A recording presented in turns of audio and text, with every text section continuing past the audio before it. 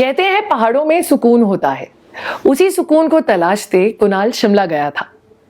आज ये चिट्ठी शिमला की अपनी उसी दोस्त के नाम वो लिख रहा है।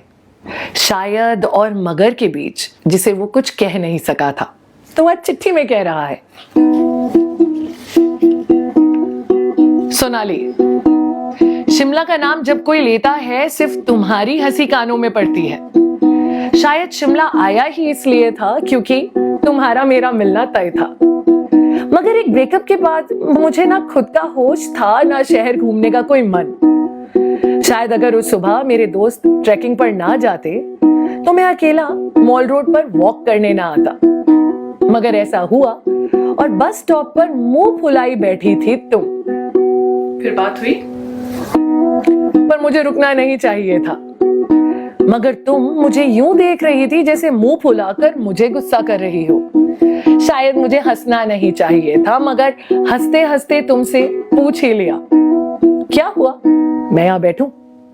शायद उस दिन तुम्हारे साथ बैठना ही वो सुकून था जिसे तलाशते मैं पहाड़ों पर आया था। मगर तुम परेशान थी। जॉब में सिलेक्ट नहीं हुई, दिल्ली जाने का सपना अधूरा रह गया, बॉयफ्रेंड ने कॉल बैक नहीं किया और सारा गुस्सा तुम्हारे चेहरे पर था।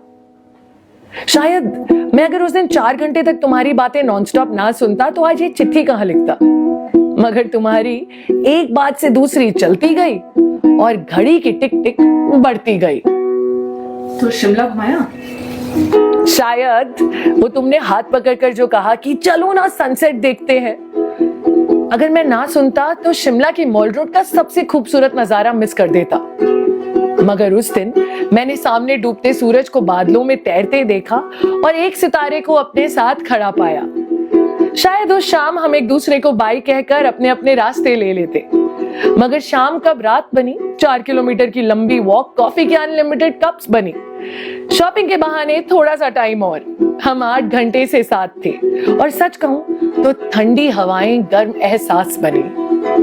साथ चलते चलते उंगलियों का मिलना, कभी कभी हाथ पकड़ना, बारिश की हल्की सी बौछार हुई। शायद मैं नहीं चाहता था ये शाम खत्म हो।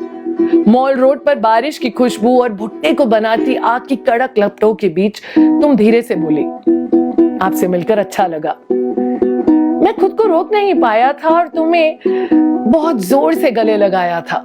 That's romantic. शायद, पर मेरा ये शुक्रिया कहने का अंदाज था। मगर हम एक दूसरे से ऐसे गले लगे जैसे दुनिया यही हो। शायद अगर तारों के टूटने से ख्वाहिशें पूरी होती ना, तो मैं बस चाहता था कि आसमान खाली हो जाए और तुम यूं ही मेरे पास रहो। मगर गाल पर हाथ रखकर तुम कहती हो, कल मिलेंगे, ब्रेकफास्ट सामने वाले इस कैफे में करेंगे, पर सुनो कुछ गलत मत सोचना। और मैंने हंसकर कहा, मुझे भी इतनी बकबक करने वाली लड़कियां पसंद नहीं आती। शायद हम दोनों ने अपने अपने बहानों में अपना अपना सच छुपाया था। पर सुबह तुमसे पहले मैं कैफे आया था। She made you wait. 2 घंटे, 2 घंटों तक वहां बैठकर तुम्हारा वेट किया, मगर तुम नहीं आई। शायद फोन ट्राई कर रही हो, पर कोई कॉल भी नहीं आया। शायद मुझसे कोई गलती हुई हो। मैंने सोचा तुमसे पूछूंगा, पर तुमने तो अपना फोन नंबर भी नहीं दिया।